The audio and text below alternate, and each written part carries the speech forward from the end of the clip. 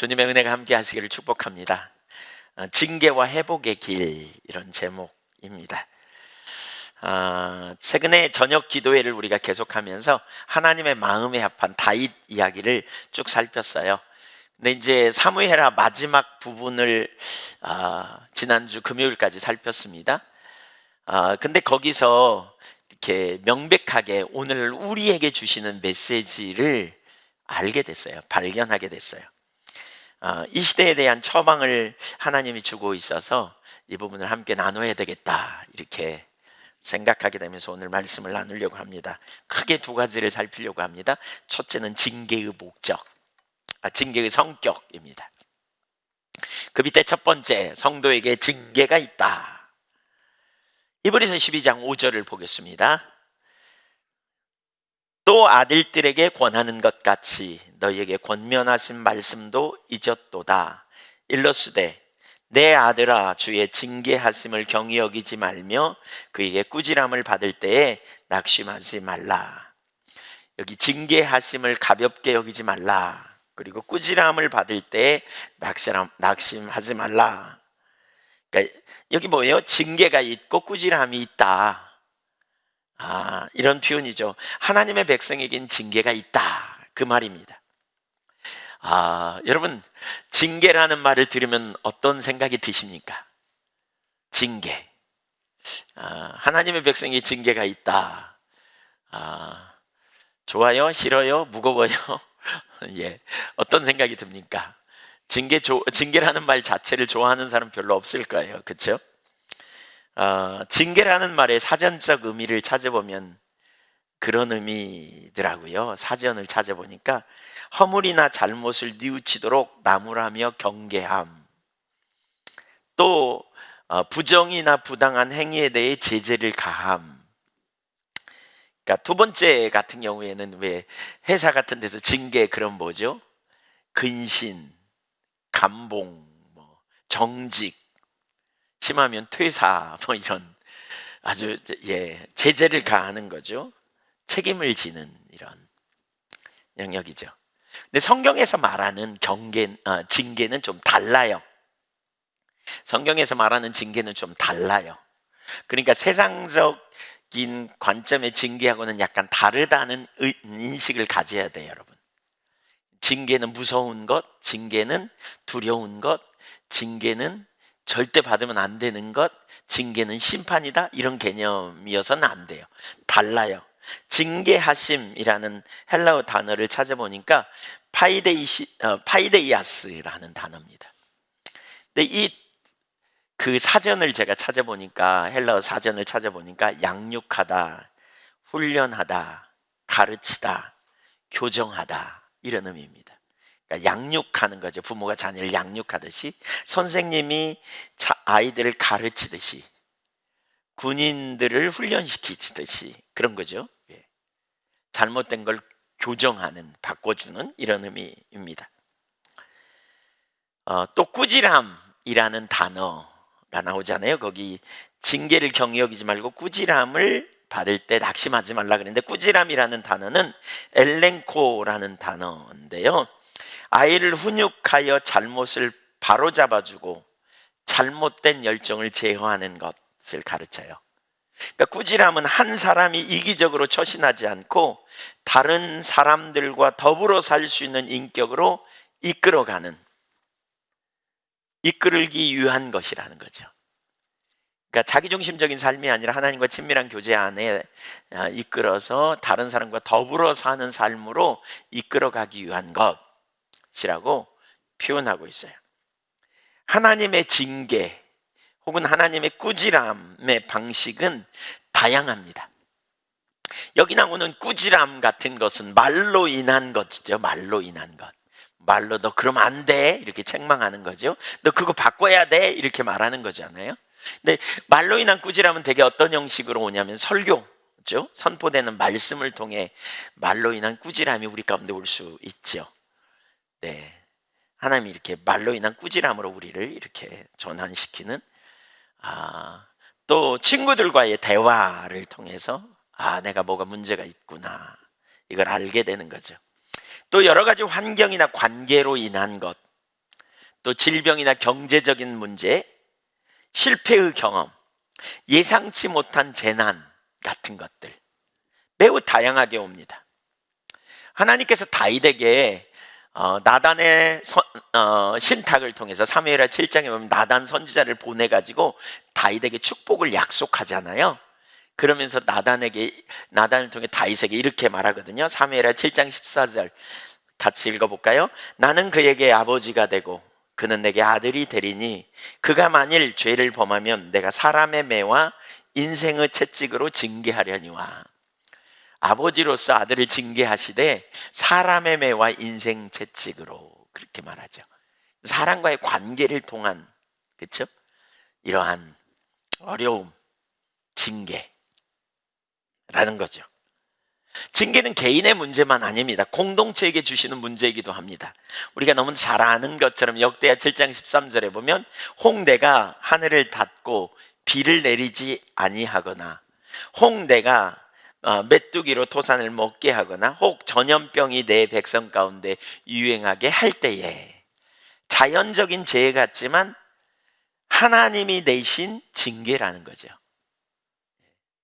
그럴 때에 하나님이 이걸 기대해요. 이런 일이 있을 때 하나님의 백성에게 어떤 그 반응을 보이기를 원하는데, 14절에 내 이름으로 일컫는 내 백성이 그들의 악한 길에서 떠나 스스로 낮추고 기도하고 내 얼굴을 찾으면, 하나님의 백성에게 말을 걸어온다, 이렇게 표현하죠. 말을 걸어와요. 말을 걸으세요.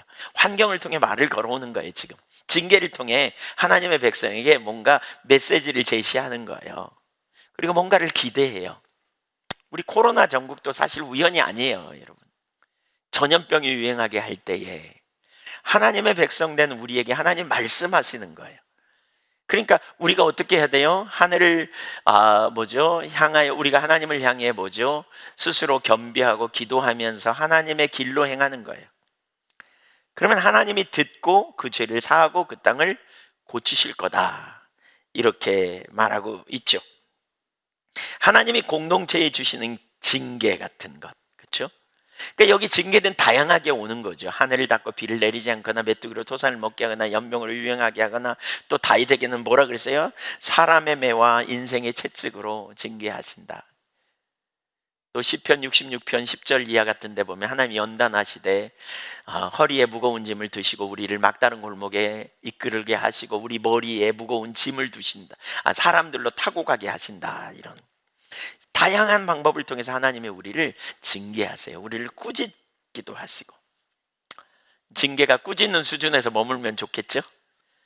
네, 꾸짖는 수준에서. 근데 징계를 통해서 하나님이 우리를 빚어가시는 거죠. 그 징계는 좋은 의미로 우리가 이해해야 돼요. 징계는 그런 의미로 본다면 하나님의 교육이라는 거예요. 하나님의 교육. 징계는 하나님이 우리를 교육시키는, 훈련시키는 방법 중에 하나다라는 거죠. 훈련시키는 거예요. 그래서 NIV 영어 성경이나 RSV 영어 성경에 보니까 이 징계라는 단어를 disciplines라고 번역합니다.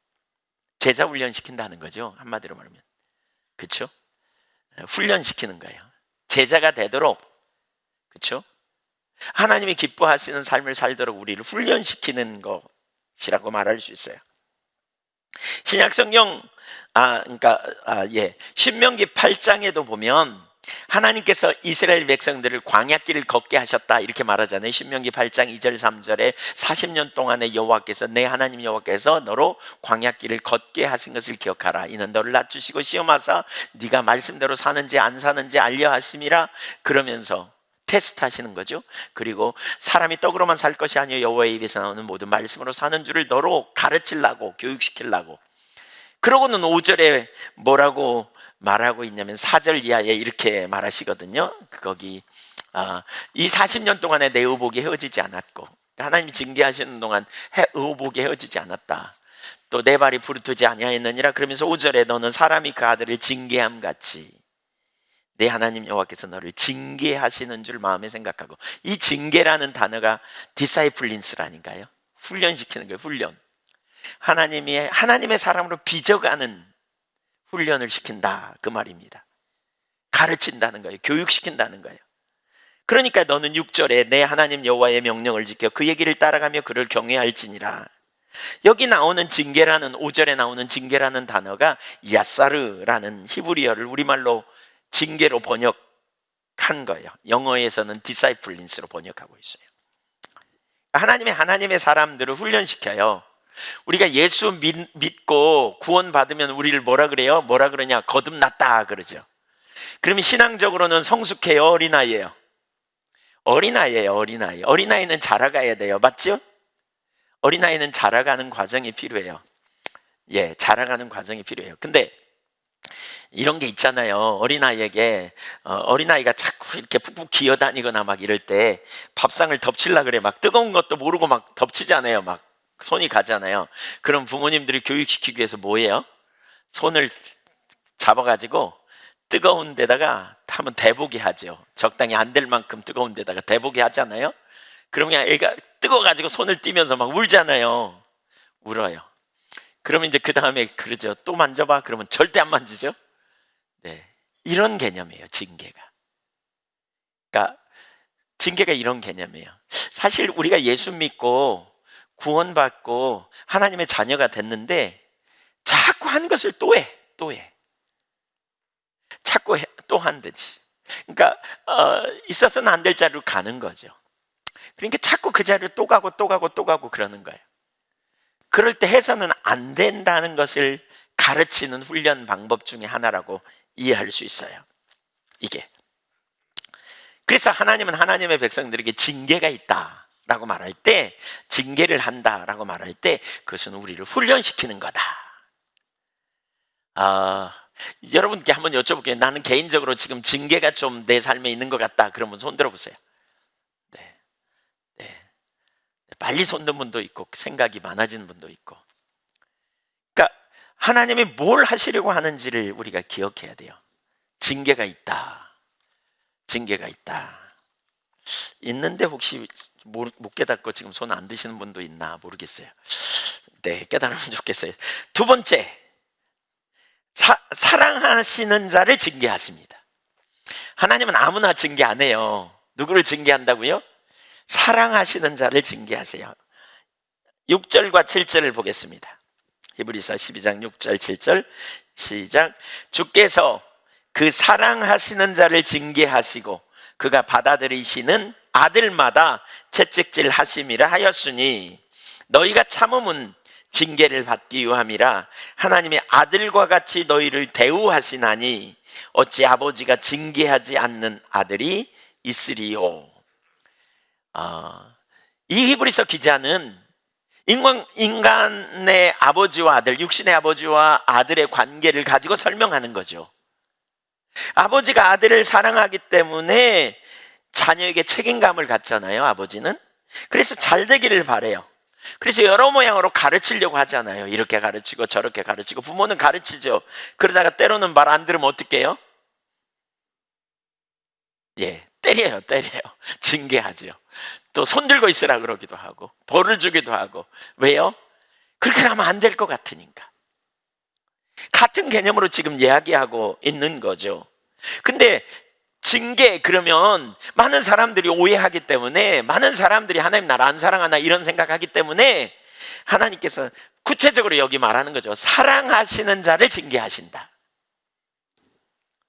아무나 징계하지 않는다니까요. 여러분, 하나님이 안 사랑하면요 내버려 둔다. 성경은 그렇게 표현하고 있어요. 상실한 마음대로 버려두신다, 이렇게 말하고 있어요. 사랑하시는 자를 징계하세요. 사랑하시는 자를. 하나님이 징계하시는 것은 아버지로서 아들을 징계하시듯이 한다는 거죠. 그래서 12장 8절을 보면 이렇게 말합니다. 징계는 다 받는 것이거늘 너희에게 없으면 사생자요 친아들이 아니니라. 잘못 가고 있는데 하나님 전혀 징계 안 해. 하든지 말든지 내버려도. 그러면 친아들이 아니라는 거예요. 친아들인지 살펴보라는 거예요. 사생자가 아닌가 생각해 보라는 거예요. 이 히브리서 12장 5절 이하는 잠언 3장 11절 12절을 인용한 구절이거든요. 한번 볼까요? 내 아들아, 여호와의 징계를 경히 여기지 말라. 그 꾸지람을 싫어하지 말라. 꾸지람 싫어하지 말래요. 왜냐하면 사랑하는 자에게 주시는 거기 때문에. 부모가 자녀에게 혼내키는 거를 자녀가 우리 아버지가 나를 사랑해서 그래, 우리 엄마가 나를 사랑해서 그래, 이렇게 받아들이듯이 그렇게 하라는 거죠. 12절, 대저 여호와께서 그 사랑하시는 자를 징계하기를 하시기를 마치 아비가 그 기뻐하는 아들을 징계함 같이 하시느니라. 왜요? 잘 되라고. 왜요? 좋은 방향으로 인도하시기 위해서. 이게 징계의 목적 중에 하나인 거죠. 그러니까 사랑하는 자를 징계하시는 거죠. 여러분 믿으십니까? 하나님은 사랑하는 자를 징계하십니다. 네, 그것이 오늘 우리에게 무슨 의미가 있는가? 우선 이렇게 표현하는 이유는 징계가 있을 때 상처받지 말라는 거예요. 징계가 올 때 하나님께 상처받지 말라는 거예요. 자녀가 부모가 자녀를 잘 되게 하기 위해서 때로 징계하는데 이거 모르면 상처가 되죠. 그러니까 부모는 자녀를 징계할 때 진짜 사랑의 마음을 가지고 해야 돼요. 분 가지고 하면 안 되죠. 그러니까 잘 해야 돼요. 그래야 자녀가 상처받지 않아요. 부모는 사랑으로 잘 되라고 그랬지, 그런데 자녀는 엄청 상처받으면 문제가 되잖아요.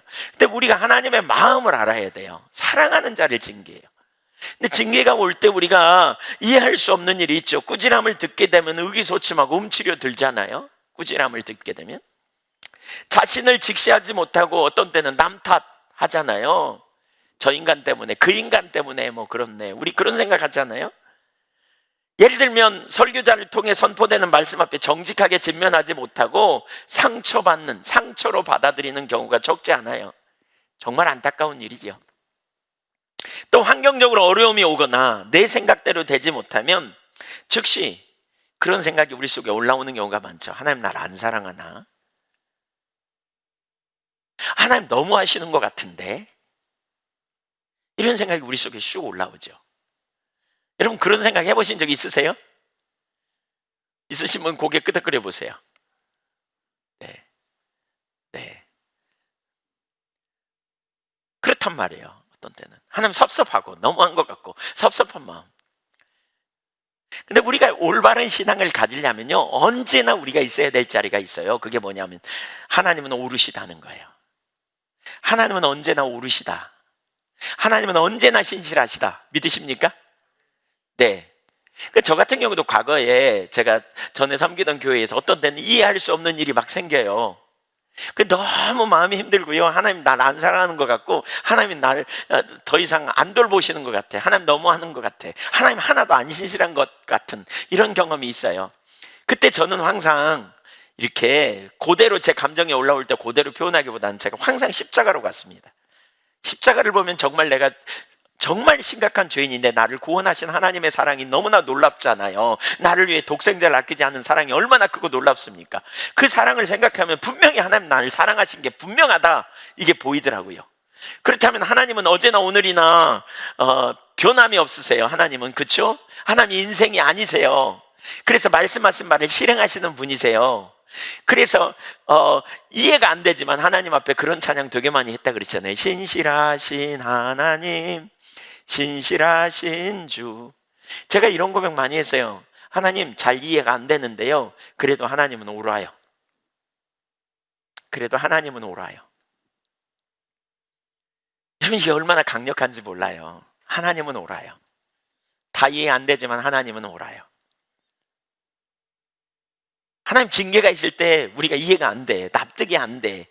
왜 이런 일이 내 인생에 있지? 왜 이런 어려움이 있지? 막 그러면서 너무한 것 같아. 내가 지금까지 신앙생활 한다고, 내가 주님 따라간다고 이렇게 열심히 했는데 어떻게 하나님이 이러실 수 있나? 막 이런 생각이 우리 속에 올라오거든요. 보록보록.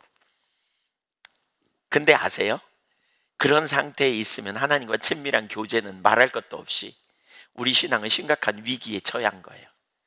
아니 하나님을 못 믿는데 어떻게 내가 하나님 온전한 동행이 가능하며 온전한 예배가 가능하겠어요? 그래서 저는 누구든지 얘기하다가 하나님에 대한 섭섭함이나 원망, 좀 불편한 마음이 있다면 그 문제는 어떤 대가를 지불하고서라도 회개해야 된다고 나눕니다. 하나님에 대한 섭섭한 마음 여러분 혹시 있다면요, 반드시 끊어가야 됩니다. 하나님 신실하세요. 십자가를 보세요. 네. 그래서 우리가 하나님이 우리를 사랑하신다, 사랑하신 자를 징계하신다는 사실을 인식하게 될 때 우리는 상처받으면 안 돼요. 그걸 통해 오히려 하나님의 사랑을 깨닫는 기회가 돼야 돼요. 그랬으면 참 좋겠어요. 또 두 번째로 하나님이 우리를 사랑하는 자를 징계하신다는 사실을 알 때 우리가 염두에 둬야 될 건 왜 징계하는지 빨리 깨달아야 돼요. 징계는 뭐라고요? 훈련이라고요. 교육이라고요. 가르치는 거라고요. 그러니까 빨리 깨달으려고 해야 돼요. 뭐가 문제인지 빨리 물어야 돼요. 징계의 상황에 하나님의 가르침에 민감함이 필요해요. 바울이 아시아에서 사형 선고를 받은 줄 알았다 그랬잖아요. 환난이 얼마나 심하든지 그걸 통해 바울이 배웠다 그러잖아요. 자신을 신뢰하지 않고 하나님만 신뢰하는, 그리고 이후에라도 하나님만 믿는 세대로 하나님이 자기를 가르쳤다고 말하고 있잖아요. 이스라엘 백성들이 광야에서 징계를 경험할 때 그들은 환경이 아니라 하나님의 말씀이 생명이심을 빨리 깨달았어야 했어요. 근데 실패했어요. 그래서 광야에서 다 훈련받지 못하고 망했잖아요.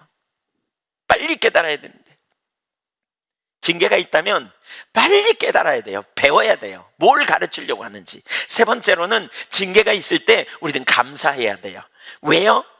히브리서 12장 11절 보면 무릇 징계가 당시에는 즐거워 보이지 않고 슬퍼 보이나 후에 그로 말미암아 연단받은 자들은 의의 평강의 열매를 맺느니라, 이렇게 말하고 있어요. 또 12장 9절을 보세요. 12장 9절. 또 우리 육신의 아버지가 우리를 징계하여도 공경하였거든 하물며 모든 영의 아버지께 더욱 복종하여 살려 하지 않겠느냐. 육신의 아버지도 사랑으로 징계할 때 우리가 공경하는데 하늘 아버지가 우리를 징계하는 건 우리가 하나님을 경외하는 자리로 서야 되지 않겠느냐. 하나님께 감사해야 돼요. 감사해야 돼요. 징계가 당시에는 괴롭고 힘들지만 그러나 후에는 연단하여 거룩함의 의의 열매, 의와 평강의 열매를 맺는 그러한 삶으로 우리를 인도하신다는 거예요. 믿으시기 바랍니다. 지금 환난 중에, 지금 징계 중에 있다면 잘 안 믿어지고 또 힘들고 언제 끝나나 이렇게 생각할 수 있어요. 하나님 신실하세요. 반드시 하나님의 간섭받을 걸 기억하세요. 감사해야 돼요. 불평하지 마십시오. 원망하지 마십시오. 남 탓하지 마십시오. 저 인간 때문이라고 말하지 마십시오.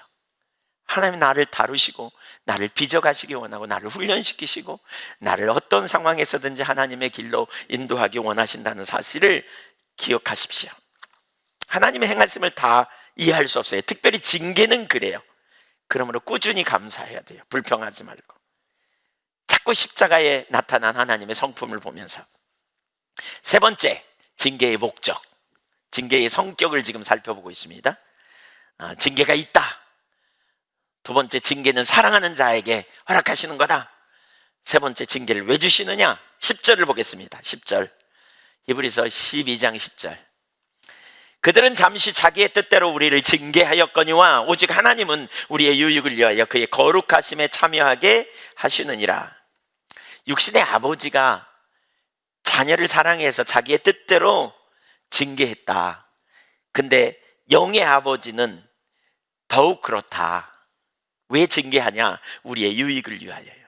우리의 유익을 위하여 그의 거룩하심에 참여하도록.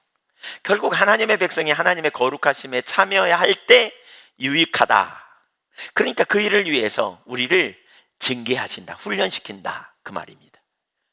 우리를 그 환경에 놓고 그 상황에서 우리를 징계를 통해서 우리를 깨우고 우리를 일으키시고 우리를 회복시키시고 새롭게 하시는 그러한 자리로 인도하신다는 거예요. 거룩함. 레위기 19장 2절을 볼까요?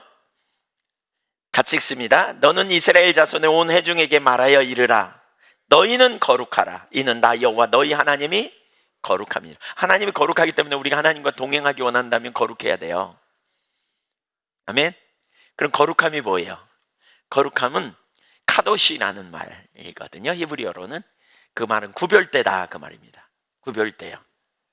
이건 뭐와 구별되느냐? 세상 사람들과 구별되는 거예요. 세상 사람들이 사는 방식과 구별되게 사는 걸 말해요.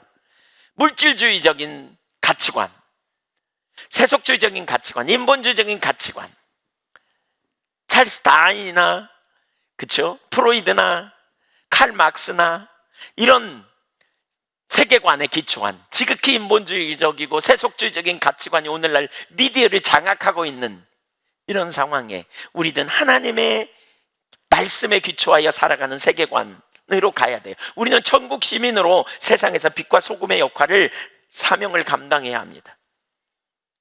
그래서 내가 거룩하니 너희도 거룩하라 이렇게 내이기에 말하면서, 내이기는 거룩을 다루는 책이거든요.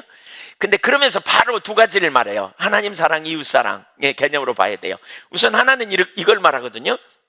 그러니까 하나님을 사랑한다고 입술로 말하면서 우상 숭배하고 안식일 범하고 잘못된 제물을 드려서는 안 된다, 하나님을 위해 구별된 실제적인 일상의 문제들, 하나님 백성으로서 이런 문제를 다루고 있고요. 또 하나는 뭐냐, 이웃을 향한 일상의 삶을 말해요. 이웃을 향한.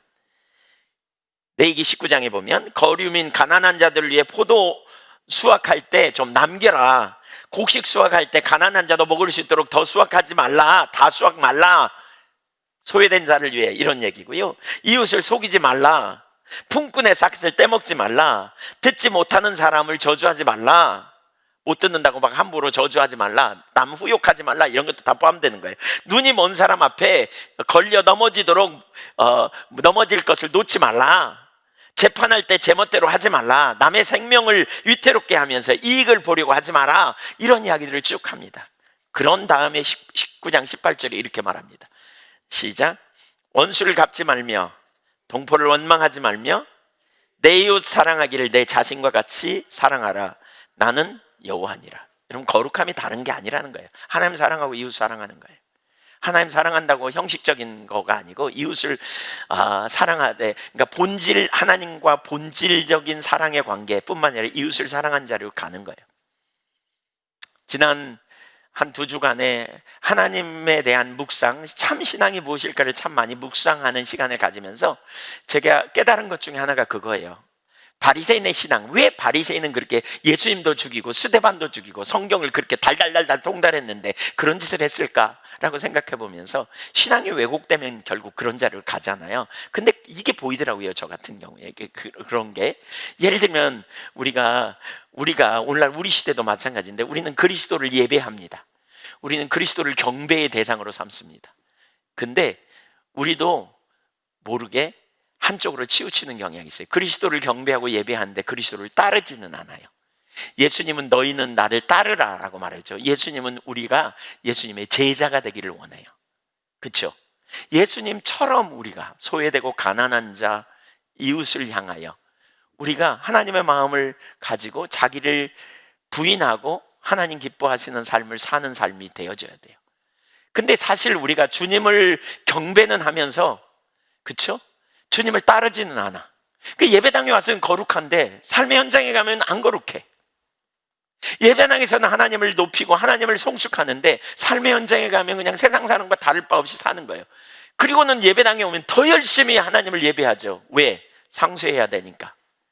이거 못했으니까 이거라도 해야지. 그래서 하나님을 우리는 이렇게 예배해, 우리는 이렇게 신앙이 좋아, 이렇게 헌신해, 이렇게 봉사해, 이렇게 하나님께 헌금했거든. 그러면서 자기 의에 빠지고 교만하고 고집스럽게 되고, 근데 삶의 현장에서는 삶이 없는 거죠. 우리가 이렇게 되는 게 얼마나, 경향이 얼마나 있는가.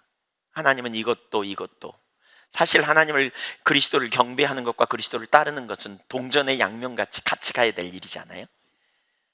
함께 가야 되죠. 근데 그걸 놓치고 있지 않나. 물어봐야 돼요. 여러분의 직장에서 여러분이, 사람들이 여러분을 누구라고 말하는지, 그리스도인이라고 말하는지, 우리의 삶의 현장에서 그리스도를 따르는 사람, 예배당에서 주님을 예배하는 자리에 있을 뿐만 아니라 우리의 삶의 현장에서 우리는 그리스도를 따르는 삶으로 함께 가야 되는, 이게 참 그리스도인의 삶이라고 볼 수 있겠죠. 그리 가야 되는 거죠. 바로 이런 열매를 맺도록, 의와 평강의 열매를 맺도록 하기 위해 하나님은 하나님의 백성들을 징계하신다는 거예요. 다루신다는 거예요.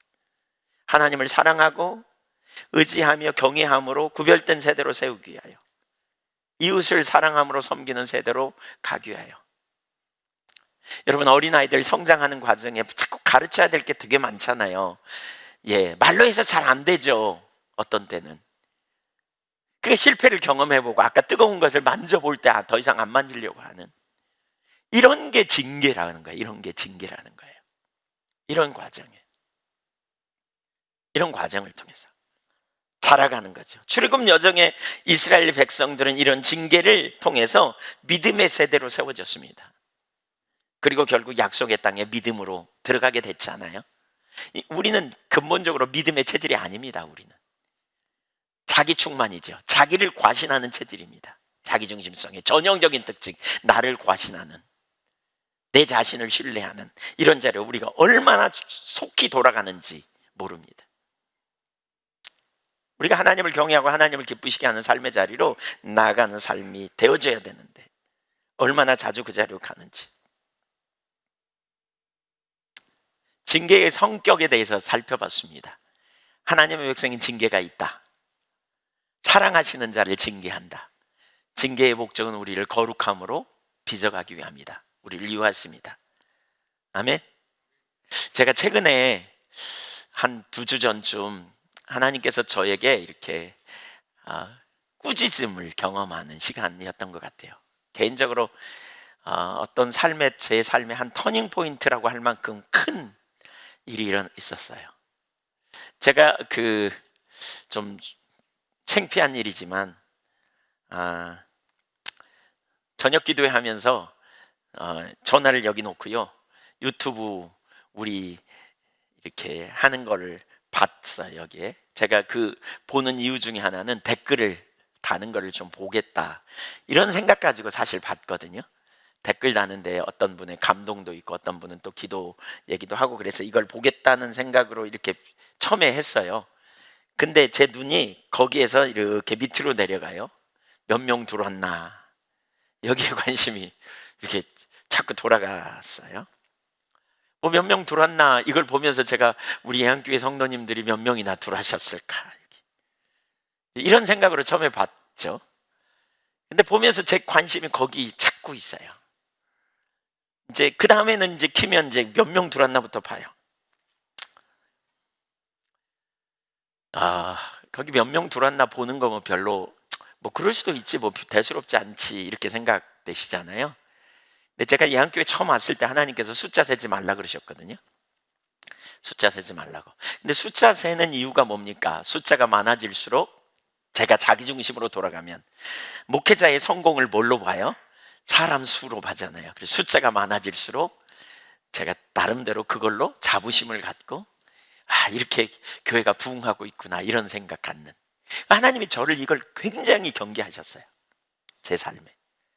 그러니까 이건 자기중심으로 돌아가서 자기를 기쁘게 하려는 삶으로 돌아가는 겁니다. 여러분 이게 무슨 얘기인지 여러분 잘 모르실 거예요. 근데 이런 내용이에요. 좀 더 얘기하면 이 뿌리에 뭐가 있느냐면 그러니까 나를 기쁘게 하려고 하는 거죠.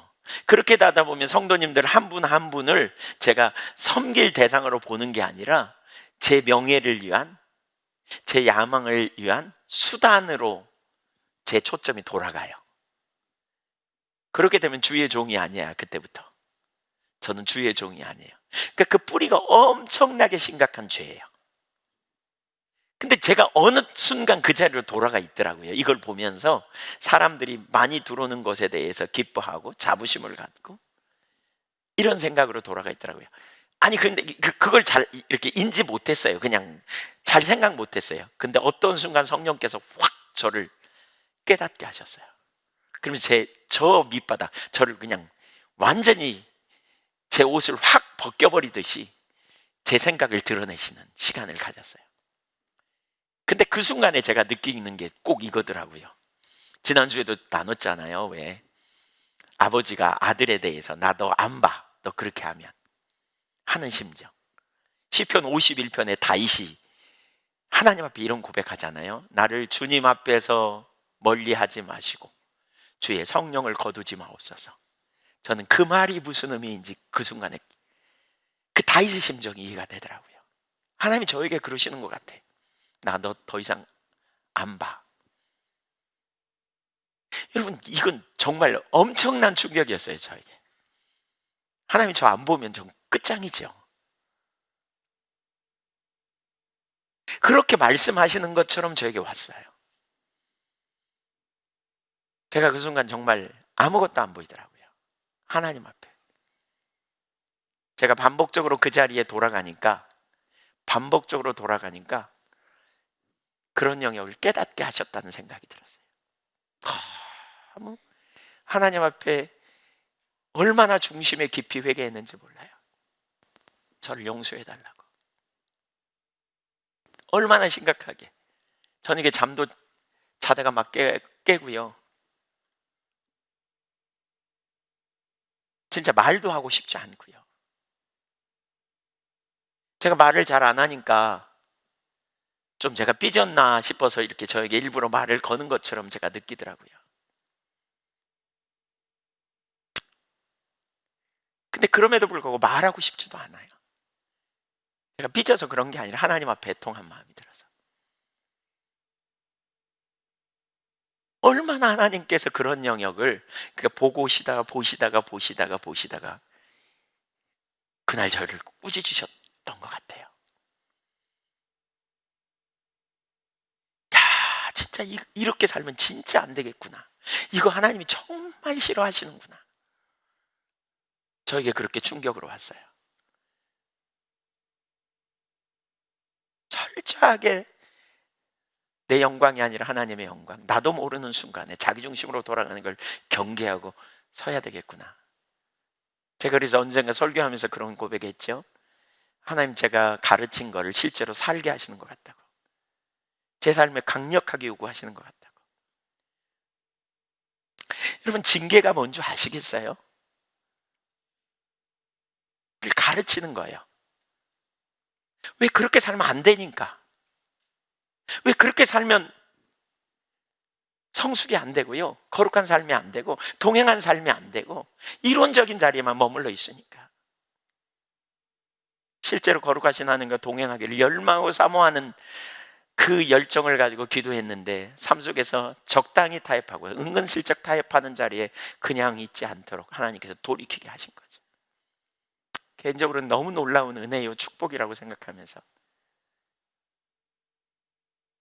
하나님 앞에 새롭게 각성하는 그런 시간을 주신 게 정말 감사할 일입니다. 징계, 우리를 새롭게 하시는 시간입니다. 우리를 회복시키는 시간입니다. 두 번째, 다윗의 징계와 회복의 길.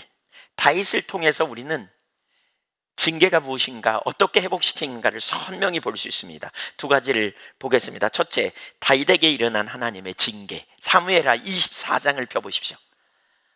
사무엘 상하를 마감하는 24장에 하나님이 우리로 하여금 어떻게 회복할 수 있는가를 보여주는, 징계에 대한 지평을 넓혀주는 그런 예를 우리에게 보여주고 있습니다. 사무엘하 7장에 보면 하나님께서 아까 그랬죠. 네가 죄를 범하면 내가 사람의 명와 인생의 채찍으로 너를 징계하겠다 그랬잖아요. 사무엘하 24장에 다윗은 인구계수를 함으로 말미암아 하나님께 범죄합니다. 인구계수. 제가 아까 사람 숫자 셌잖아요. 셌다 그랬잖아요. 그런 것처럼 인구계수한 게 뭐가 죄냐? 똑같은 얘기예요. 제가 아까 좀 전에 예를 든 것처럼 인구계수는 두 가지 부분에서 죄예요. 다윗은 사무엘하 22장에 보면 여호와께서 나를이라는 표현이 되게 많이 나오거든요. 그러니까 내가라는 단어가 나오고 나의라는 단어가 나오고 나를이라는 단어, 이 세 가지가 나오는데, 그러니까 나의 하나님이라는 고백이고요, 그 다음에 내가 하나님 앞에 어떻게 행했다는 말이 있고요, 나를이라는 말은 두 구절만 빼고 하나님이 나를 어둠에서 건져내고 죽음에서 건져내고 원수의 손에서 건져내고 나를 지켜주시고 나를 위하여 역사하시고 이런 얘기입니다. 근데 나를이라는 단어가 16번인가 나와요. 그러니까 전적으로 하나님이 하셨습니다. 이게 사무엘하 22장입니다. 5절과 6절에 나오는 나를이라는 단어, 원수가 나를, 뭐 이런 개념 두만 빼고 나머지는 다 하나님이 하셨다는 구절입니다. 하나님이 나를 돌보셨다. 근데 24장에 가서 웬일인지 인구계수를 내요. 그의 인생 말년이죠. 인구계수를 납니다. 인구 계수를 해요. 구약에 인구 계수 한 적은 2번밖에 없어요. 출애굽하는 여정에 민수기에서 2번만 나와요. 그러니까 하나님은 인구 계수 하라고 하지 않아요. 딱 2번만 하라 그러셨어요. 근데 다윗이 말년에 인구 계수예요. 근데 인구 계수 무슨 인구 계수를 했나? 9절에 8절 9절에 9절인가요? 거기 8절에 보니까 인구 계수를 뭘 했냐면 칼을 빼는 자 수를 쟀어요. 단에서 브엘세바까지. 그것은 남쪽 끝에서 오늘날 우리로 말하면 백두에서 한라까지 인구 계수를 하되 9개월 20일 동안 칼을 빼는 자, 그러니까 군사력을 센 거예요. 왜 군사력을 셌을까요? 군사력을 힘으로 여긴 거죠. 과거에 다윗은 여호와를 힘으로 삼았어요. 근데 지금 군사력을 힘으로 삼은 거예요. 과거에 다윗은 하나님을 자랑했어요. 하나님을 의지했어요. 근데 지금 다윗은 군사력을 의지하고 군사력을 자랑 삼으려고 하는 자리로 돌아간 거예요. 그래서 하나님이 진노하십니다. 다윗에 대하여. 다윗이 이런 범죄를 저지릅니다. 3절에 보면 요압 그 다윗의 군대장관 요압이 다윗을 말리지만 듣지 않습니다. 결국 10절로 가보십시오. 10절. 그러니까 군사력이 하나님을 대체하는 우상으로 전락한 거잖아요. 그렇죠? 예. 다윗의 유일한 기쁨이 하나님이고 다윗의 승리의 요건이 하나님이고 다윗은 하나님을 힘삼았어요. 하나님을 자부심 삼았어요. 하나님을 자랑하고 하나님을 유일한 기쁨 삼고 만족 삼았잖아요. 근데 지금 뭘로 돌아왔느냐? 군사력으로 돌아온 거예요. 그러니까 하나님 편에서 볼 때 다윗의 삶의 군사력은 하나님 편에서 볼 때 우상과 같은 거예요. 우상과 같은 것. 10절 보세요. 다윗이 백성을 조사한 후에 그의 마음에 자책하고 다윗이 여호와께 아뢰되 내가 이 일을 행함으로 큰 죄를 범하였나이다. 여호와여 이제 간구하옵나니 종의 죄를 사하여 주옵소서. 내가 심히 미련하게 행하였나이다 하니라. 여러분, 다윗은 중심에 회개합니다. 여기 중심에 회개해요. 뭐라고 회개하느냐? 내가 이 일을 행함으로 큰 죄를 범했습니다. 작은 죄라고 말하지 않아요. 큰 죄. 이 과장하는 게 아닙니다. 하나님 편에서 볼 때는 이게 큰 죄입니다. 왜냐하면 하나님만 의지하고 하나님의 능력으로 구원받은 그가 그 성공의 이력을 자기 자원으로 돌리고 있고요, 하나님 대신 군사력을 자기 힘으로 여기는 자리로 돌아가 버린 거예요. 그게 큰 죄입니다. 근데 그 다음 구절에 여러분 초점을 좀 두십시오. 여기 이렇게 말합니다. 내가 이제 간구하옵노니 종의 죄를 사하여 주옵소서. 그러면서 내가 심히 미련하게 행하였나이다 하니라. 어떻게 행했다고요? 미련하게 행했대요. 미련하게. 뭘 두고 미련하게 행했다 그럴까? 이건 한마디로 말하면 이런 거예요. 내가 하나님을 잊어버리고 하나님 안 계신 것처럼 인간적인 방법으로 행했습니다, 이거예요. 맞죠? 그런 얘기죠? 그러니까 미련하게 행하는 것. 시편 14편 1절에 보면 그런 표현이 있거든요. 미련한 자는 그 마음에 이르기를 하나님이 없다 하도다. 누가 미련하다고요? 하나님이 없는 것처럼 사는 사람이 미련하다는 거예요. 여러분, 무신론자, 하나님이 없는 것처럼 살아가는 사람들, 돈이 최고지, 이 땅이 전부지, 이렇게 살아가는 사람 미련한 사람이다. 이 시편 14편 그렇게 읽을 수 있어요. 근데 오늘 여기 다윗과 연결해 봐도 그렇고요, 오늘 우리가 이걸 그리스도인에게 적용해 보면 이런 거예요. 실제론적 무신론자. 실제의 삶에서 하나님 없는 것처럼 살아가는 무신론자적 삶, 이게 미련한 거예요. 이게 미련한 거예요. 하나님 없는 것처럼 말하고 하나님 없는 것처럼 행동하고 예수를 분명히 믿는데 삶 속에서 하나님 안 계신 것처럼 말하고 하나님 안 계신 것처럼 행동하고 하나님 안 계신 것처럼 염려하고 하나님 안 계신 것처럼 낙담하고 좌절하고. 이게 사실 무신론자 아닙니까? 여러분, 우리가 교회에서는 하나님 살아계신다고, 예배할 때는 하나님 믿는다고 고백하고, 예배당에 와서는 거룩하게 앉아있지만 삶의 어떤 일 결정할 때 돈이 이만큼만 걸리면 하나님 없는 것처럼 가는 거죠. 조금만 누가 억울하게 하면 하나님 없는 것처럼 자기가 원수 갚으려고 그러고 자기가 자기를 보호하려고 하는 자리로 얼마나 쉽게 돌아갑니까? 누구를 쉽게 판단하고 정죄하는 자리로 우리가 얼마나 쉽게 가버립니까? 하나님 안 계신 것처럼. 사실은 무신론자처럼 이걸 두고 어리석은 자라고 지금 말합니다. 어리석은 자. 내가 어리석게 행했습니다. 하나님 안 계신 것처럼 제가 행했습니다. 하나님 중심에 회개하며 지금 하나님 앞에 나가는 거죠. 여러분, 이런 관점으로 본다면 우리 회개할 거리 엄청 많을 거리요. 자녀들을 바라보면서 하나님 없는 것처럼 바라보고, 환경을 보면서도 그러고, 우리의 미래를 보면서 낙담하고 좌절하는 이유가 뭡니까? 하나님 안 계신 것처럼. 기도해놓고 한숨 쉬는 이유가 뭡니까? 하나님 못 들으신 것처럼. 우리 얼마나 자주 무신론자처럼 예배당에 있을 땐 전혀 아닌데, 입술로 고백은 아닌데, 삶의 형태에서 우리가 그런 자리에 가 있는지.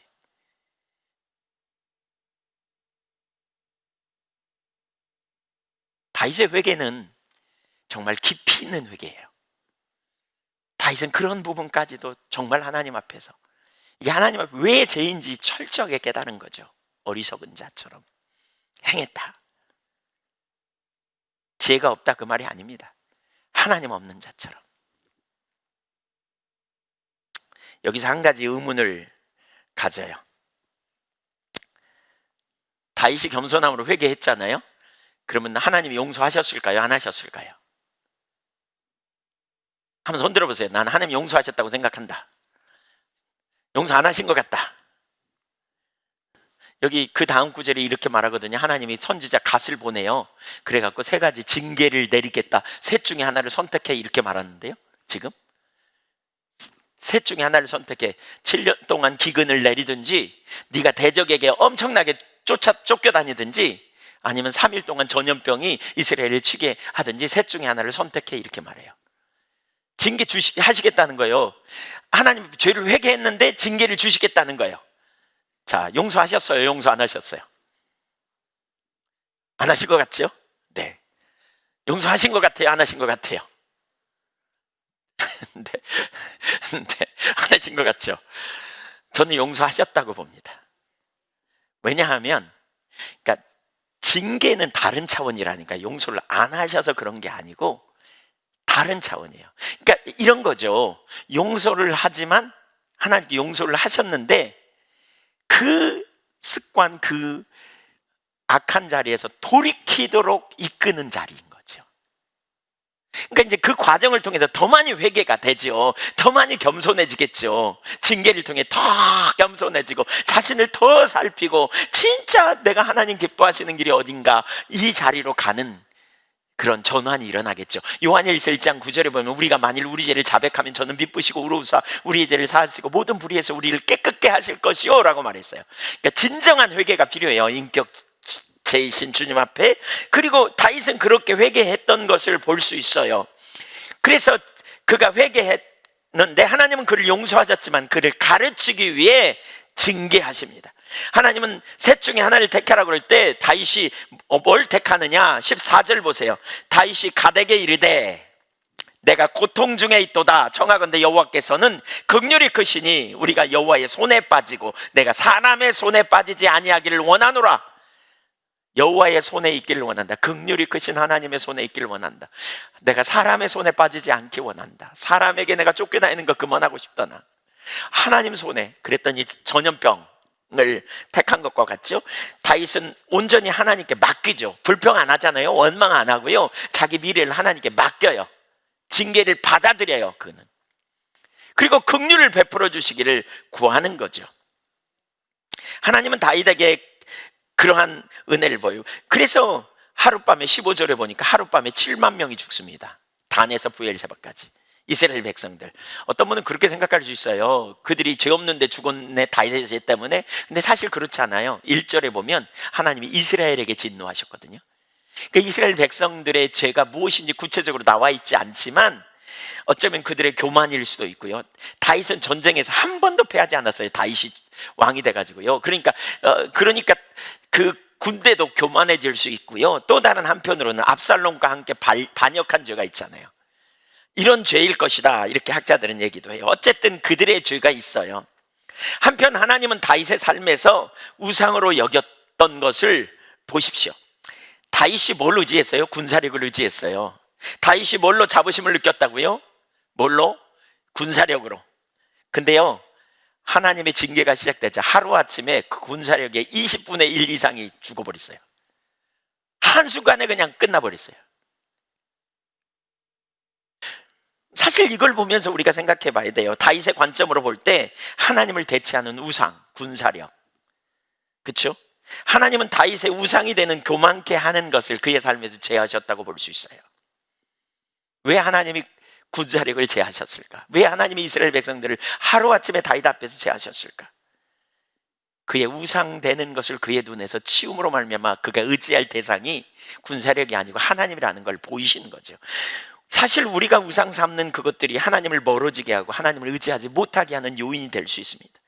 하나님이 징계하실 때 나타나는 일 중에 하나가 그겁니다. 스스로 우리를 세우려고 할 때 낮아지게 되기도 하고, 우리가 스스로 우리를 보호하려고 할 때 보호막이 거치는 일이 일어나기도 하고, 우리가 스스로 우리의 미래를 책임지려고 할 때 그것이 흔들리는 일이 일어나는 그런 현상으로 나타날 수도 있어요. 내가 자부심 갖는 그것이 한순간에 무너지는 경험을 하게도 되고, 내가 하나님을 대체하여 믿었던 것들, 믿었던 재물이 한순간에 떠나갈 수 있게도 된다는 거예요. 그걸 통해 뭐예요? 하나님을 깨닫게 되고 오직 하나님만 의지하는 세대로 세워지는 거예요. 과거에 그 이름만 대면 알만한 유명한 그냥 얘기해도 괜찮을 것 같아요. 좋은 일이니까. 신혼의 베네살 박성철 그 회장님, 거기 그 신길교회 제가 집회 갔는데 그 교회 장로님이시거든요. 그 식사를 사주셨어요. 식사를 대접받는데 거기서 그렇게 표현하더라고요. 그 아내 권사님이, 하나님이 저희가 돈을 의지하는 삶을 살지 않도록 엄청나게 저희를 징계하셨어요. 하나님 많이 거둬가셨어요. 그리고 깨달았어요. 돈의 주인이 우리가 아니구나, 하나님이구나. 사실 그분에게 그 뒤에 여기 죽청교회 공부방 짓는 거 때문에 그분에게 얘기했더니 두 말도 하지 않고 5천만 원을 보내주셨어요. 헌금했어요. 그냥. 어떻게 그럴 수 있냐 그랬더니 하나님 거잖아요. 기도하면서 하나님 뜻이라고 여겨져서 그렇게 했다고. 다뤄진 거죠. 준비된 거죠. 그랬더니 하나님이 그분에게 물질을 쏟아부으셔서 섬기게 하신다는 거예요. 진짜 많이 하시더라고요. 이렇게 구제하는 일에 정말 많이 기꺼이 하시더라고요. 하나님 나라 일을 위해. 징계를 통해서 하나님의 목적을 이루는 삶으로 빚어가신 거죠. 그를 오직 하나님만 의지하는 세대, 그리고 하나님께 주도권을 드리는 삶, 우상이 내려지는, 하나님만 경외하는 세대. 다윗의 삶에 하나님이 그 일을 이루시는 거죠. 그의 원래 강점이 뭐예요? 사무엘상 17장에 믿음 아닙니까? 믿음. 하나님께서 나를 사자의 발톱과 곰의 발톱에서 건져내셨은즉 저 블레셋 사람의 손에서도 건져내시리라. 아무도 안 나가는데 블레셋 사람을 향해 나아갔던 만군의 여호와의 이름으로 나아가노라. 오늘 승리가 칼과 창에 있지 아니하고 하나님의 이름에 있음을 내가 열방 가운데 알게 하리라. 그리고 나아갔던 그 다윗 아닙니까? 근데 그가 어떤 순간 하나님이 아니라 군사력을 의지했던 자리로 가버리게 되고, 사실 그래서 우리 중에 아무도 섰다고 말할 수 없어요. 우리 모두 다 자기중심으로 돌아갈 수 있기 때문에 우리가 서로 지체가 필요하고요, 경각심이 필요해요. 우리가 하나님과 우리와의 사귐은 빛 가운데로 우리가 이끌림을 받는데, 우리가 공동체 안에서 서로 사귐은 우리 서로 빛 가운데로 이끌도록, 어둠으로 가지 않고 빛 가운데 걸어가도록 격려하는 일을 우리가 서로 해야 돼요. 빛 가운데 걸어가도록 자꾸 격려해 줘야 돼요. 어둠이 뭐예요? 자기중심적으로 가는 거예요. 여러분, 죄는 죄의 한 중심에는 자기가 있다 그러잖아요. 자기가, 영어로 말하면 SIN이잖아요. 죄가 가운데가 뭐예요? I야, 나가 있어 가운데. 죄의 한 중심에는 자기 중심이에요. 자기 중심으로 돌아가면 자기 명예, 자기 유익, 자기 만족, 자기 기쁨, 자기 관점 사로잡힙니다. 자기를 과신한 자로 갑니다. 그래서 서로 격려하면서 우리는 하나님 중심으로, 이게 공동체가 서로 코이노니아의 가장 중심에 있어야 될 제목입니다. 서로 하나님 중심으로 세워 빛 가운데로 향하도록 인도하는 일을 해야 합니다. 그래서 하나님이 징계하시는 거예요. 두 번째, 마지막입니다. 하나님의 긍휼하심으로 회복해 되는 과정. 여기가 중요합니다. 이제 역대상, 사무엘 하에서 역대상 이렇게 같은 이야기를 다루잖아요. 근데 좀 더 연대순으로 제시하기 때문에 역대상으로 가보겠습니다. 전염병으로 7만 명이 죽었습니다, 전국적으로. 그런 다음에 이제 예루살렘을 치려고 합니다, 여호와의 사자가. 21장 15절, 하나님이 예루살렘을 멸하러 천사를 보내셨더니 이제 단과 브엘세바에서 7만 명이 죽었어요, 그 전국에서. 그리고 마지막에 이제 예루살렘을 치려고 했다는 거예요. 천사가 멸하려 할 때에 여호와께서 보시고 이 재앙 내림을 뉘우치사 멸하는 천사에게 이르시되 족하다, 이제는 네 손을 거두라 하시니. 하나님의 징계는 그러니까 하나님은 징계 중에서도 긍휼을 베푸시는 분이시죠. 그래서 전염병을 퍼뜨리고 다니던 멸망의 천사가 예루살렘에 이르러 그 주민들을 죽이려고 손을 뻗치자 마음을 돌이키사 하나님께서 명령을 집행하던 천사에게 중지 명령을 내리죠. 16절 보세요. 다윗이 이걸 보았습니다. 시작. 다윗이 눈을 들어 봄에 여호와의 천사가 천지 사이에 섰고 칼을 빼어 손에 들고 예루살렘 하늘을 향하여 편지라. 다윗이 장로들과 더불어 굵은 배를 입고 얼굴을 땅에 대고 엎드려 계속 하나님께 아뢰되, 명령하여 백성을 계수하게 한 자가 내가 아니니까? 범죄하고 악을 행한 자는 곧 나이니이다. 이 양떼는 무엇을 행하였나이까? 청하건대 나의 하나님 여호와여, 주의 손으로 나와 내 아버지의 집을 치시고 주의 백성에게 재앙을 내리지 마옵소서 하니라. 다윗은 진짜 겸손함으로 갑니다. 처절하게 겸손함, 철저하게 겸손한 자리로 갑니다. 하나님, 모든 재앙은 저 때문입니다. 저와 저희 집안을 치십시오. 배옷을 입고, 배옷은 회개를 상징해요. 겸손함으로 그는 갑니다. 탄원하고 나갑니다. 자신과 자신의 집안이 받아야 마땅하다고 고백합니다. 더 겸손함으로 가는 거죠, 징계를 통해서. 그토록 깊은 겸손과 자신의 잘못에 대한 시인, 철저한 자기 부인, 그리고 하나님의 백성을 위한 간절한 탄원은 긍휼에 풍성하신 하나님의 마음을 움직입니다. 그래서 하나님은 이제 긍휼의 풍성하심으로 그 징계 가운데 회복할 길을 다윗에게 제시해 주십니다. 어떻게 해야 하는지 분명히 알게 하시는데 바로 이 부분을 우리가 배워야 돼요. 사무엘하 24장 18절 19절을 읽어보겠습니다. 시작. 이날에 갓이 다윗에게 이르러 그에게 아뢰되, 올라가서 여부수 사람 아라우나의 타작마당에서 여호와를 위하여 제단을 쌓으소서 하매, 다윗이 여호와께서 명령하신 바 갓의 말대로 올라가니라. 회복의 길, 그게 뭐냐? 제단을 쌓는 거예요. 제단을 쌓는 거. 그리고 예배자로 나오라는 거예요. 이건 뭘 얘기해요? 하나님이 화해하시겠다는 거예요. 하나님이 용서하시겠다는 거예요. 내가 너희를 용납하리라 라고 말하는 거예요. 회복의 길 첫 번째는 뭐냐? 제단을 쌓는 거예요. 제단을 쌓는 거. 예배자로 서는 거예요. 회복의 길은 하나님께 나아가는 거예요.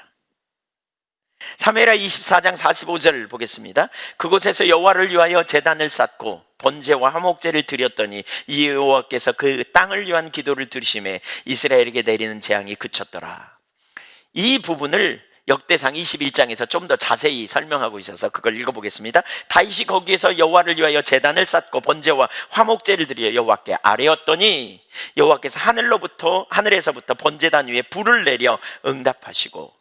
불이 내려왔다. 이게 뭘로 상징해요? 하나님이 들으심을 상징해요. 하나님이 용납하심을 상징해요. 하나님의 임재를 상징해요. 내가 너와 함께 하겠다는 거예요. 그래서 하나님이 불로서 응답하시는, 불은 하나님의 임재의 상징이죠. 그리고 그 다음 구절 보세요. 17절. 여호와께서 천사를 명령하심에 그가 칼을 칼집에 꽂았더라. 이제 완전히 재앙이 끝난 거죠. 화해, 용서, 용납, 사랑, 친밀한 관계가 회복되는 자리로 가게 된 거죠.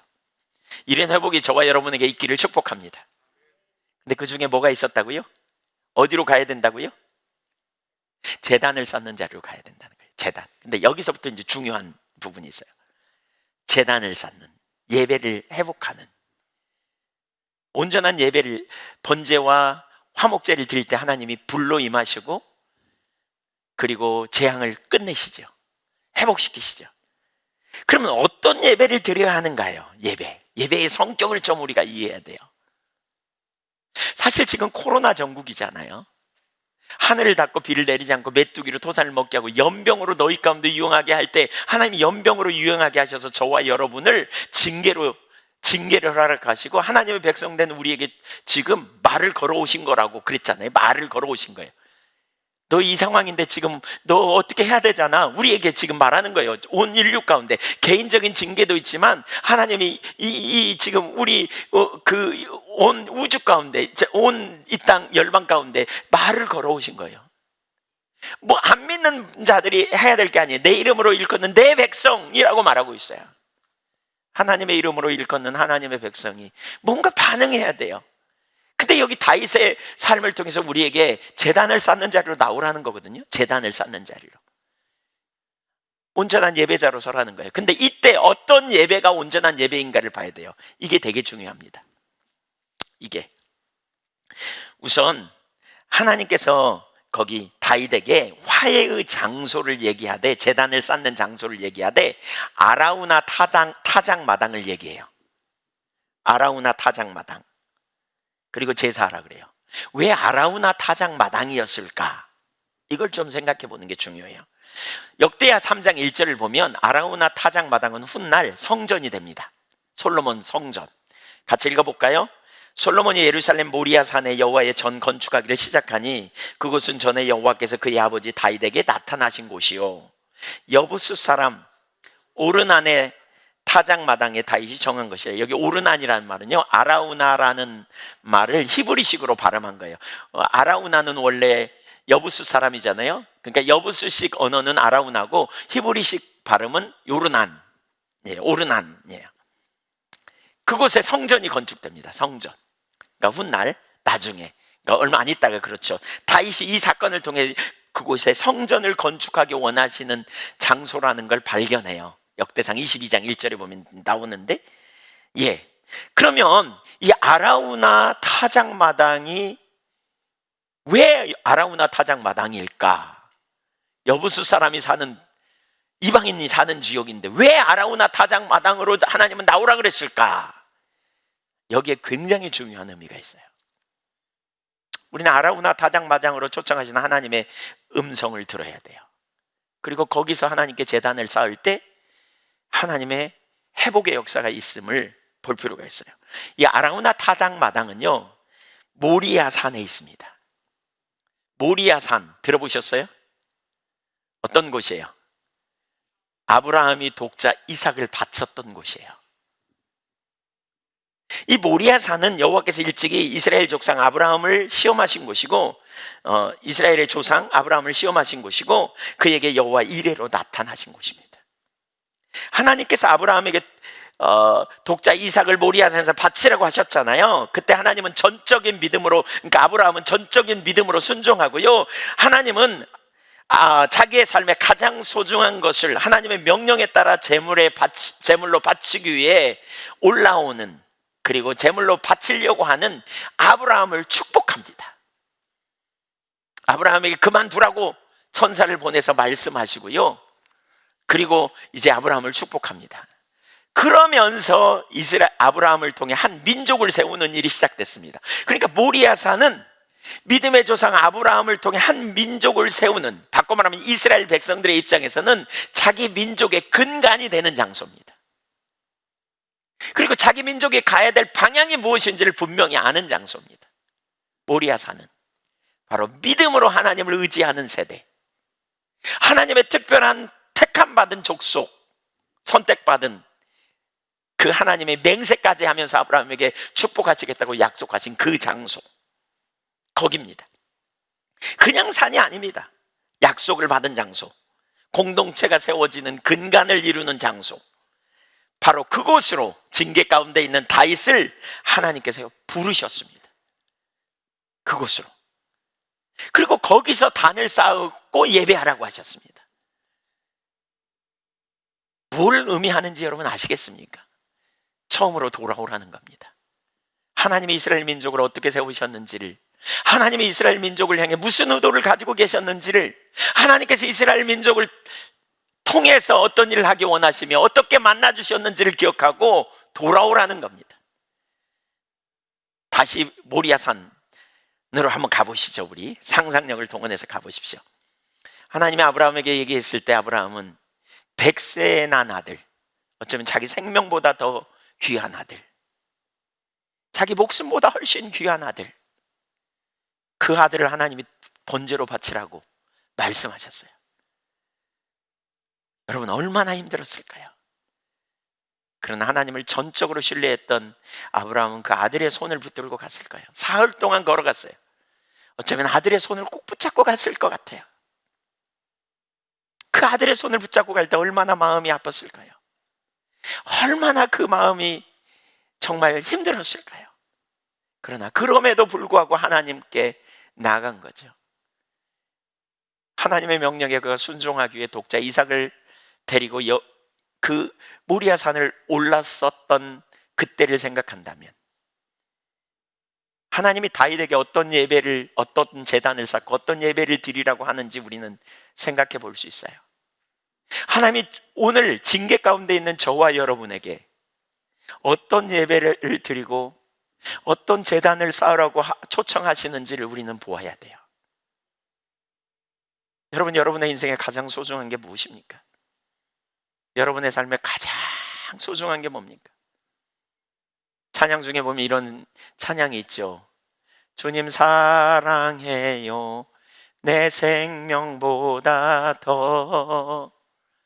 아브라함이 불렀던 찬양이 아닐까 싶어요. 독자 이삭을 데리고 가면서 주님 사랑해요 내 생명보다 더, 자기 생명보다 더 귀한 아들을 번제로 바치라고 하시는 하나님의 초청 앞에 나아가는 하나님의 그 초대 앞에 그는 믿음으로 순종하며 나갔던 거예요. 개인적으로 여러분의 삶에 징계가 있습니까? 제단에 가십시오. 모리아산 제단으로 올라가십시오. 여러분의 사랑하는 다윗의 손을 잡고 모리아산으로 올라가십시오. 하나님은 그 다윗을 죽이지 않았습니다. 하나님이 이제야 내가 네 마음을 알았다 라고 말씀하십니다. 그리고 너와 내 자손을 축복하리라 라고 하셨습니다. 여러분 삶의 가장 우선적인 가치가 어디에 있습니까?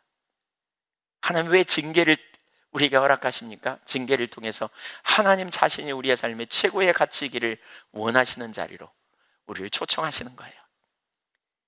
그것이 온전한 예배예요. 그것이 완전한 예배예요. 명예도 아니고 부귀도 아니고 재물도 아니고 사랑과의 관계도 아니고 하나님이 우리의 삶에 가장 소중하고 완전한, 하나님이 우리의 유일한 주인이고 생명이며 통치자이신 그 하나님을 향하여 믿음으로 나아가는, 제단과 번제는 아브라함과 독자 이삭을 드렸던 것 같이 우리를 초청하는 상징으로 사무엘하 기자는 우리에게 보여준다고 저는 그렇게 믿어요. 다윗에게만 말씀하시는 게 아니에요. 징계 가운데 있는 사랑하는 성도들, 제가 어떤 때는 어떤 가정에 일어나는 일들을 보면서, 개인의 삶에 일어나는 일을 보면서 너무 안타깝고 너무 절박하게 기도가 되어져요. 근데 여러분 오늘 그 자리에 있다면 여러분, 하나님 여러분을 미워하셔서 그런 게 아니에요. 사랑하시는 거예요. 시험 들지 말고 상처받지 말고 감사하고 배울 걸 배우되 속히 하나님이 기뻐하시는 길로 우리 삶을 조정하고 나갈 수 있기를 축복합니다. 온전한 예배자로, 온전한 제단을 쌓고 내 삶의 가장 소중한, 우리의 삶의 소중한 것 곧 이삭의 손을 잡고 예배의 제단을 향해 나갈 수 있기를 축복합니다. 참된 예배자로 설 때 저와 여러분 삶을 회복시키시고 새롭게 하시고 놀라운 은혜로 우리의 삶을 인도해 주실 줄로 믿습니다. 오직 하나님만 의지하는, 이렇게 할 때 놀라운 유익이 있었던 거 아세요? 거기 하나님을 경험으로 다윗은 이 사건을 통해서 알았고요. 여러분 징계는 그냥 끝나지 않아요. 단순히 회복이 아니에요. 그걸 통해 하나님의 긍휼을 발견하게 됐어요. 그뿐만이 아니라 영적 진리를 깨달았어요. 진정한 회복의 길이 뭔지 깨달았을 거예요. 그뿐만이 아니라 그는 성전의 장소를 알게 됩니다. 그리고 그는 성전을 위해 기초를 마련해 놓습니다. 하나님 우리를 사랑하세요. 사랑하기 때문에 우리의 손을 붙드는 거예요. 징계하세요. 혹시 지금 여러분 개인적인 삶에 징계가 있다고 여긴 징계를 받고 있다면 오늘 주시는 메시지를 붙잡으십시오. 하나님 앞에 섭섭한 마음이 들었다면 회개하십시오. 하나님 앞에 감사하십시오. 하나님 여러분을 잊어버리지 않으십니다. 하나님 여러분을 붙드십니다. 하나님 여러분을 의의 길로 생명의 길로 인도하십니다. 여러분의 개인의 삶에 징계가 있다면 내가 어디로 돌아가야 될지 생각해 보십시오. 하나님 내게 뭘 원하시는지 살펴보십시오. 뭐가 나의 기쁨이고 뭐가 나의 소망이며 뭐가 나를 기쁘게 하고 만족해 하는 것인지 생각해 보십시오. 징계를 통해서 너 그거 놓아라, 네 손을 펴고 제단을 쌓으라 라고 초청하고 계세요. 하나님 우리를 원하세요. 하나님 여러분을 원하세요. 이 시간 그렇게 믿음으로 주님 앞에 나가면 좋겠어요. 주님 앞에 그렇게 고백하세요. 하나님 제가 지금 나갑니다. 하나님 저를 긍휼히 여겨주세요. 개인의 삶에 징계가 없을지라도 오늘날 이 조국 교회를 바라보면서 온 땅을 바라보면서 우리가 하나님 앞에 전염병을 통해서 말을 걸어오신 주님 앞에 우리가 반응하며 나가면 좋겠어요. 하나님 우리를 긍휼히 여겨달라고 각자 그렇게 지금 믿음으로 반응하는 시간을 갖겠습니다. 기도하겠습니다.